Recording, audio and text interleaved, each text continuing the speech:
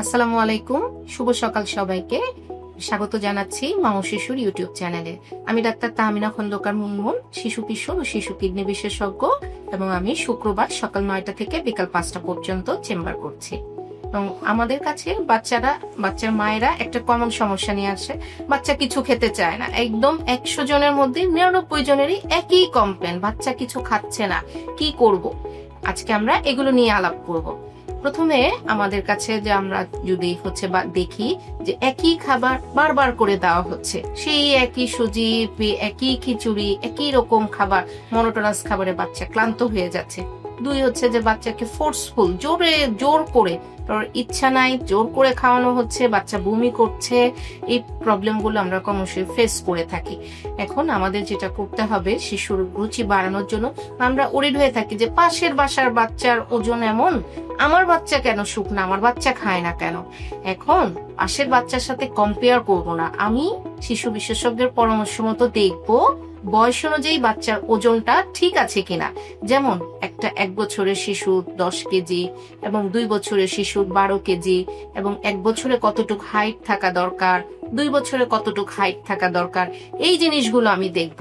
কিন্তু অমুকের বাচ্চা 14 কেজি, আমার বাচ্চা কেন 12 কেজি, আমার বাচ্চা কেন 10 কেজি, এটা নিয়ে আমি মাথা গরম করলে কোনো লাভ নেই শুধু। আচ্ছা, তাহলে আমরা যেটা করব, ছোট বাচ্চা যখন 6 মাস পর থেকে আমরা বাড়তি খাবার দিই, আমরা দেখা যায় ব্লেন্ড করে তরল খাবারগুলো দিচ্ছি। এতে কিন্তু বাচ্চা খাবারের স্বাদ পায় না এবং বাচ্চা চিবিয়ে খাওয়া শিখে না। এখন বাচ্চা চিবিয়ে খাওয়ার প্রতি আগ্রহ জোগাড় করতে হবে। কিভাবে বাড়াতে হবে? এই ক্ষেত্রে বাচ্চাকে কিন্তু সেমি সলিড, মানে আধা, যেটা তরল, পুরোপুরি একেবারে ব্লেন্ড করা খাবারটা দেওয়া যাবে না। নরম খাবার হাত দিয়ে চটকিয়ে তারপর বাচ্চাকে দিতে হবে। বাচ্চা আস্তে আস্তে খাবারের প্রতি আগ্রহ জন্মাবে। এবং 7 মাস বয়সে দেখা যায় যে ফিঙ্গার, যেগুলো গাজর, আলু, এগুলো হাতে যদি আমরা দিয়ে দিই, বাচ্চা নিজেই হাত দিয়ে নিতে পারে। এবং 9 মাস বয়স থেকে সে চামচ ধরতে পারে। তো ছোট ছোট চামচ, বাটি, এগুলো দিয়ে দিলে বাচ্চা আশেপাশে নষ্ট করবে, ফেলবে, কিন্তু আমি যদি না দিই তাহলে বাচ্চা সেই খাবার নিজে নিজে খাওয়া শিখবে না। দ্বিতীয়ত যে বাচ্চার খাবারে কিন্তু ভেরিয়েশন আনতে হবে। একই খাবার রেগুলার দেওয়া যাবে না। আমরা দেখা যায় যে উইকলি একটা বাচ্চার একটা চার্ট করব, এবং এই উইকে আমি মোটামুটি একটা ডিসিশন নিয়ে ফেলবো যে বাচ্চা কোন খাবারগুলো পছন্দ করছে, সে অনুযায়ী আমরা খাবারগুলো দিব। 3 বাচ্চাকে আমরা যেটা করি, মোবাইলের দেখে বা কার্টুন দেখে বাচ্চার মনোযোগটা অন্যদিকে নিয়ে গিয়ে আমরা খাবারটা খাওয়াই। এই কাজটা ভুলেও করা যাবে না। এতে করে হয় বাচ্চা বেশি খেয়ে ফেলতেছে বা নরম খাবার গিলে ফেলতেছে, কিন্তু কি খাচ্ছে সে কিছুই জানে না, এবং এটা করা যাবে না। এবং যে বাচ্চার এই খাবারগুলো চেনাতে হবে। প্রথমেই কিন্তু বাচ্চা 6 মাস 7 মাসের বাচ্চা দিলে বাটি ভরে খেয়ে ফেলবে, এটা আমি আশা করবো না। খাবারটা দিলে ও স্বাদটা বোঝার চেষ্টা করবে। প্রথম 1-2 দিন জিহ্বা দিয়ে ফেলে দিবে বা মুখ থেকে ফেলে দিবে, এটা কিন্তু ভয়ের কোনো কিছু নাই। আমরা রিপিটেডলি ট্রাই করব এবং পুষ্টিকর খাবারগুলো অফার করতে হবে। আমি আজকে আপেল নিয়ে আসলাম, আপেল কেটে দিব, বাচ্চা আজকে আপেল খাবে, এরকম কিন্তু না। ও যখন দেখবে যে ওর সাথে সাথে আমরাও খাচ্ছি, এবং বাচ্চা বাজার থেকে আনার পর এটা হাতে নিয়ে ধরবে, খেলবে, এবং এটার টেক্সচার কি, একটা খাবার সে বুঝতে হবে যে এটা এই খাবারে, এবং এভাবে বুঝে বুঝে আস্তে আস্তে বাচ্চা খাবে। এবং বাচ্চার খারাপ খাবার, ভালো খাবার কোনটা, হেলদি ফুড আর কোনটা খাবার রুচি কমিয়ে দেয়, বাচ্চাকে মোটামুটি একটা ডিফারেন্সিয়েট করে দিতে হবে। যেমন আমরা প্রায়শই বাচ্চা খাচ্ছে না, তো ওই টাইমে আমরা কি করি, আমরা কেক দিয়ে ফেলি, আমরা একটু বিস্কুট দিয়ে ফেলি। এইগুলো করা যাবে না। চিপস দিয়ে ফেলতেছি, এর ফলে বাচ্চার রুচিও কমে যাচ্ছে, বাচ্চা কিন্তু খাচ্ছে না। এই ব্যাকআপ ফুড গুলো দেওয়া যাবে না। যেমন আমরা দৈনিক যদি 5 বার খাবার দিই, 3 বার ভারী খাবার, 2 থেকে 3 বার নাস্তা, এখন 4 ঘন্টার মতো গ্যাপ থাকবে। এই গ্যাপের মধ্যে বাচ্চাকে কিন্তু কিছুই আমরা দিব না।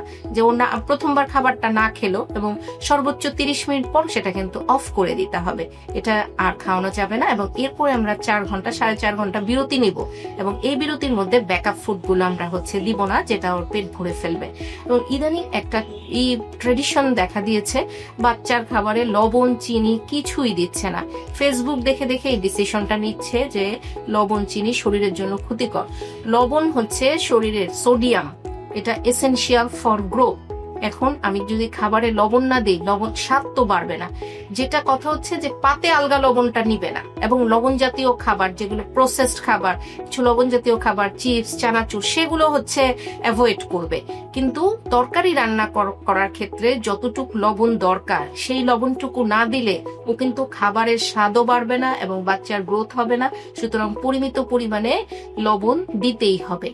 এছাড়া বাচ্চার হচ্ছে সবকিছুই আমরা যদি দেখি যে অনেক বাচ্চা আছে যে আমরা পরীক্ষা করে দেখবো বা হিস্ট্রি নিয়ে দেখবো যে বাচ্চারা আসলে কি কি সমস্যা আছে, দেখা যায় যে বাচ্চা রক্ত শূন্যতা আছে, সেই ক্ষেত্রেও কিন্তু বাচ্চা খাবে না, মেজাজ খিটখিটে হয়ে যাবে। এছাড়া কিছু ক্রনিক ডিজিজ আছে, সেই ক্ষেত্রেও বাচ্চা খায় না। এগুলো অ্যাড্রেস করতে হবে। এবং বাচ্চার কৃমির সমস্যা আছে কিনা, পেটে গ্যাস আছে কিনা, হজমে কোনো সমস্যা হচ্ছে কিনা। আরেকটা মেইন কারণ হচ্ছে কোষ্ঠকাঠিন্য, যে 2 দিন 3 দিন পর পর বাচ্চা পায়খানা হচ্ছে এবং সেটা করতে অনেক কষ্ট হচ্ছে এবং অনেক সময় পায়খানার সাথে রক্ত যাচ্ছে, সেই ক্ষেত্রেও কিন্তু বাচ্চা খেতে চাচ্ছে না।